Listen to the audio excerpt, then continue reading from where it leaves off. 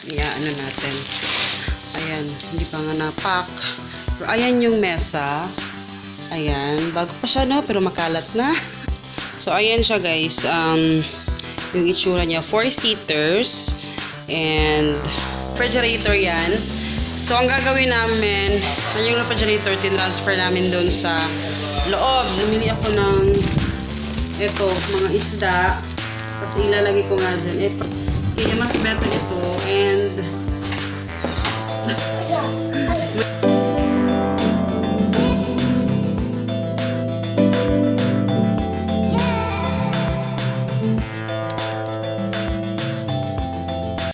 hello guys, good morning. So today is i-update ko kayo dun sa mesa, pero patawarin niyo ako kasi sobrang kalat. Kasi maaga akong nagising kanina and kagabi dapat supposedly kagabi to pinak yung orders, but yun nga, inassemble ni Papa yung mesa, kaya today ngayon lang umaga pinag-anuhan ko. So yung mga kalagay na mga pouches. Pero, ano natin. Ayan, hindi pa nga na-pack. Pero, ayan yung mesa. Ayan, bago pa siya, no? Pero makalat na. Ayun, yun yung update ko sa mesa. So, first time namin siyang gagamitin today. And, ayan, may breakfast na kami. So, i-update ko lang naman kayo dun sa itsura. So, ayan siya. So, ayan siya, guys. Yung itsura niya, 4-seaters. And, actually, hindi ko bet yung mga ganito, but pag nagustuhan ko na rin siya now. Pag na-appreciate ko na yung itsura niya na ganyan. This is tempered glass. So, yan yung napili namin kasi mostly yung mga nagugustuhan talaga namin, lagi nasa-sold out. Pag binabalikan namin, nasa-sold out siya. So, eto, nung nakita namin to, okay, wag na natin balikan, kunin na natin. So, ayan, kasi kailangan na namin yung mesa. Kasi, yun nga yung isa, gagawin naming table namin. Kasi, dito yung mesa, pupunta pa kami dun sa kabilang side para, gagawin na namang study table. So, eto, at least, ayan siya. Tapos, ang pinakagusto ko dito, medyo mahirap lang siyang i-assemble kagabi. Nahirapan si Papa. And, ang itsura niya, ayan, yung upuan niya, sobrang ganda, sobrang lambot. And, ang gusto ko talaga sa yung kulay niya, actually, ito yung mga kulay na gusto ko sa sofa, but sayang, no, magkaano sana sila, but wala tayong magagawa kasi yung sofa namin brown na talaga siya, pero dapat ganito yung mga gusto ko, pero mahirap paghanap pero buti nga nakakita kami ng ganito. And gusto ko dito kasi yung ganito niya, pa-curve, yung sa likuran, napaka-komportable niyang upuan. So, meron siyang 4 na chairs, malamang kahit 4-seater siya. Pero pwede ka pang maglagay ng chair dito sa kabilaan, just in case kung may bisita. And then, eto naman, nilagay lang namin tong flower kasi wala kaming malagay. But, yung plano ko talaga dito, maglagay ng yung mini crates na parang, ano siya, anong tawag doon? Parang tray na wooden. Kasi, plano ko dito ilagay yung coffee namin. Kasi, syempre, mahilig kami magkape. So, better na dito na lang ilagay yung coffee sa table. Kasi ayaw ko ng flower. Maglalagay pa naman ako ng flower. Pero, ayun, basta bibili pa ako. And then, eto na, magbe-breakfast kami ni Papa. Kasi maaga si Papa aalis ngayon. Kasi, yun, may work siya. So, sobrang maaga siya, magbabiyahe siya today. And, yun, first time naman siyang gagamitin. So, we have egg, cracked pandesal ito. Ininit ko lang, nilagyan ko ng butter or something. Tapos, ako ay naglalaba. So, kanina, mga 4:20, nagising na ako. And then, nagsaing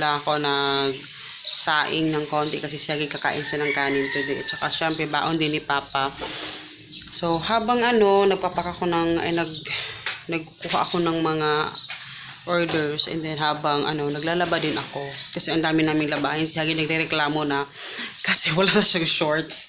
And by the way pala, i-share ko lang yung story about kay Hagrid kasi si Hagrid every time na kumakain kami sa mesa, nagrereklamo siya kasi nagbabanggaan yung mga plato namin sa sobrang liit ng mesa namin.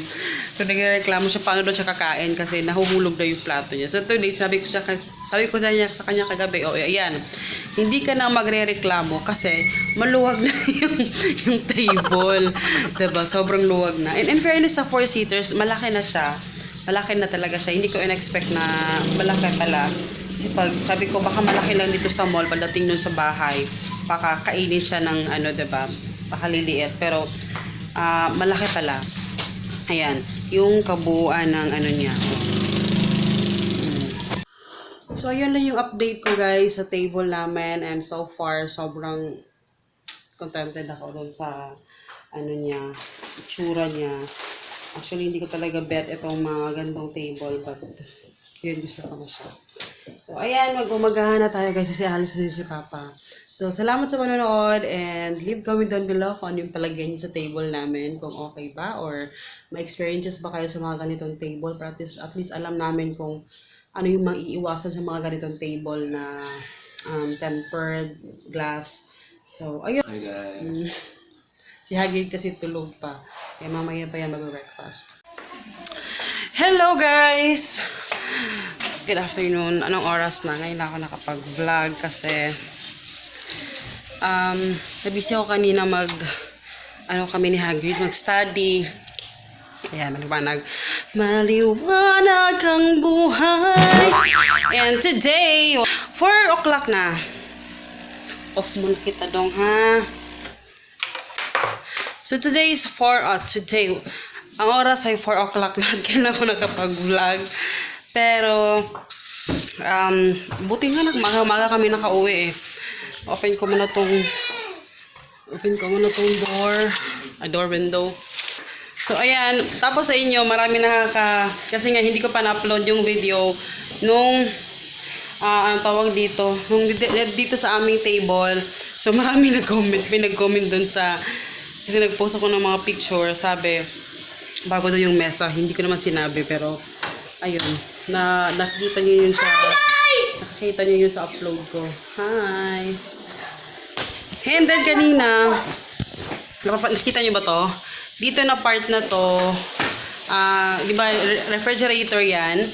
So, ang gagawin namin, yung refrigerator, tinransfer namin doon sa loob ng kusina. And kasi dito, sa part na to is magiging study area namin ni Hagrid kasi iingay. Dito na part, mahirap magdikit kasi baka pagalihan ako ng auntie ko, patanggal yung mga pintura. Ingay. Medyo maingay. Pero, ayan, kanina namili ako ng mga, so dahil nga, i-makeover, makeover, charot lang. Iano namin to, inuunti ko lang bumili ng mga kagamitan ni Hagrid kasi syempre, marami pa kaming gastusin. Kaya hindi ko muna masyadong talagang talaga bongga-bongga. Nakita ko sa inyo kasi ang cute talaga ng mga nabili ko. Ayan, wait lang. Yung isa tumakbo na sa labas. Kasi sinadya talaga namin maaga kaming makauwi kasi para makapaglaro pa siya sa labas. Ayan. Kita pa ba yung lighting? And then yung nasa loob na yung tawag dito, yung Wait. So, eto na guys, yung nabili ko kanina. Unahin ko muna ito sa mga ang tawag dito, mga chart kasi ito importante itong chart. Pero namili talaga ako ng mga chart kasi mostly dati bumili ako ng chart, hindi ko naman talaga nagagamit. chart lang. Pero ngayon, ito talaga, yung chart na binili ko is talagang gusto kong pag-aralan namin ni Hagrid. Kasi para sa akin, importante ito. Wow! Lover. And, ito, bumili ako kasi importante ito, yung parts of the body. Yung parts of the body, importante ito. So, kasi sa online, medyo mahirap maghanap talaga ng pero eto, visual, maganda kasi siya. Kasi, ayan, hindi ko alam bakit siya Amerikana. Pero, ayan yung itsura niya. And then, meron din akong, didikit ko to din sa mga eto, sinadya akong bumili ng ganito mga insects. Kasi, para mapag-aralan din namin. Kasi plano kong bumili ng like sa butterfly. Plano kong bumili ng mga tawag dito, yung mga figurine or something, mga yung kung paano yung process ng yung caterpillar pa siya hanggang sa maging butterfly siya. So this is 25 and 50 cents. Sorry ha, parang may nagtatrabaho sa likod. Bakit niya finold? Ay, lang to, 450 each. So, meron akong shapes. Ayan. Binabasa talaga niya pag nakikita niya palagi. So, mas okay na nakikita niya talaga lagi. Parang talaga eh. Mas okay. And then, ito, synonyms and antonyms, yung mga opposites. Like dry, cold. Ito, fruits, berry trees. Meron din yung mga, isa pang-atin talaga ng mga gusto kong kilala niya. And ito yung mga president sa Pilipinas. Ito na pa. Mamili talaga ako pa. Ito talaga gusto kong ma-memorize ni Hagrid yung president sa Philippines. Kaya, wow, bago pala to kasi meron na si Rodrigo Duterte. Nabili ko. Mamaya na yung mga malalaking item na nabili. Ay, Lord. Kaya nakikita nyo yan. Styrofoam yan. Yan yung gagawin kong basta may ilalagay ako dyan. Eto, bumili ako ng clock kasi meron kaming yung puzzle. Bumili din ako ng ganito. Ano lang to, 750. Bilihan ko na rin siya ng ganito, 22 pesos. Coloring murals. Tawag dito, stencil. Ayan, 26 pesos. Yung kaya namin is etong mga, bumili ako ng mga ganito. Silver dash. 4 pesos yung isang ganito. Bumili kami ng 6. Sticker to, meron siyang, pwede siya ididikit mo lang siya. Merong malalaki, meron din eto numbers na maliliit. This is 27 pesos. Eto naman, 27 din. Eto, mga isda. Kasi ilalagay ko nga dyan. Pang-decorate ko. This is 37 din. And then, isang sun. Dalawang fish, isang sun. Ididikit ko dito letters dyan sa ibabaw. Itong letters, 48 pesos. Pero makapal siya. Para siyang something na na foam. And ito din, para siyang foam. 20 to 50 numbers to. Ito, wait lang. Ito na lang muna. Bumili ako ng magugulat ko ano yung binili ko organizer. Shurak yung binili ko organizer, guys. Kasi, ayan, malaki siya na Shurak. This is 180 pesos. Actually, mahal to sa online. Nakita ko, mahal siya. And plus shipping fee. So, bote meron doon. And, Shurak to, pero hindi ko gagawin tong Shurak. Gagawin ko tong organizer ni Hagrid. Makikita niyo yan bukas. Papakita ko sa inyo. I'm so excited na gawin siya. So, ayan, 180. Malaki to. I think 4 layers. Ayan, pero mahaba siya. Malaki. Pambata siya, pero naisip ko lang din, hindi siya ganun importante kasi na talaga. Kailangan ko lang ng map ni Hagrid dyan para lang at least parang ma-feel namin na parang nakaseparate yung space niya dyan. So, eto sa online, parang ang mahal to eh. Mahal to sa online. Pero nakabili kami dati ng ganito. Pero eto, this is 200 plus, 220, 230 ba? Parang ganun. Pero makapal siya. And yung ilalim niya is hindi siya parang yung foil. Parang pa rin siya. Ayan, makapal siya. Pinold-fold nga lang siya. Pero mahahanapan natin ng paraan. And lastly, eto guys, ang cute. Sobrang cute. Makita ko din to. So, plano ko kasi hirap paghanap ng mga organizers. Alam mo yun. So, eto, kanina nakita ko. Sorry, hindi kasi ako nakapag-vlog doon. Kasi nga, nagmamadali ko yung kanina kasi nandiyan na si Papa. So, pang wholesale, yung each dito is nasa mga 48 ata. But then, yung wholesale is nasa 32 na lang kasi marami yung binili ko. So, hindi ko pinarehas yung kulay kasi para colorful tingnan. So, ayan, medyo cute siya. Plano kong lagyan ito ng mga anong tawag dito? Mga clay, something kasi marami na kami dyan mga maliliit na na hindi siya na-organize. Kaya mas better ito. And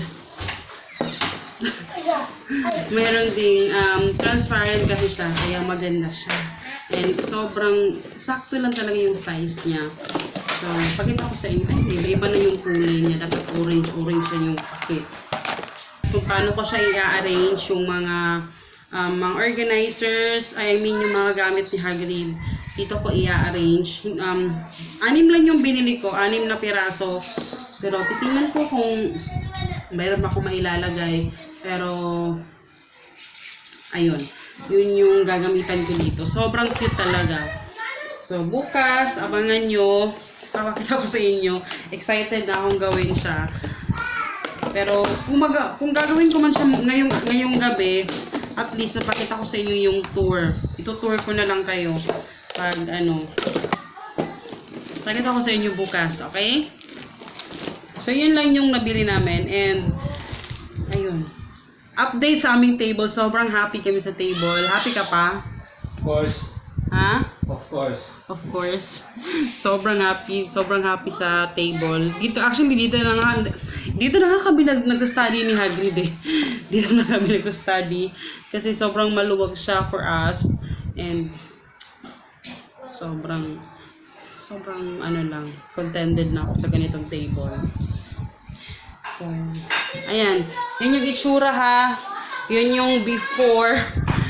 Yun yung before na hindi ko alam kung ano yung magiging itsura niya. Pero, maliit lang na space yung gagawin ko para lang may space si Hagrid na alam niya kung saan siya pupunta. Kasi mahirap talaga dito.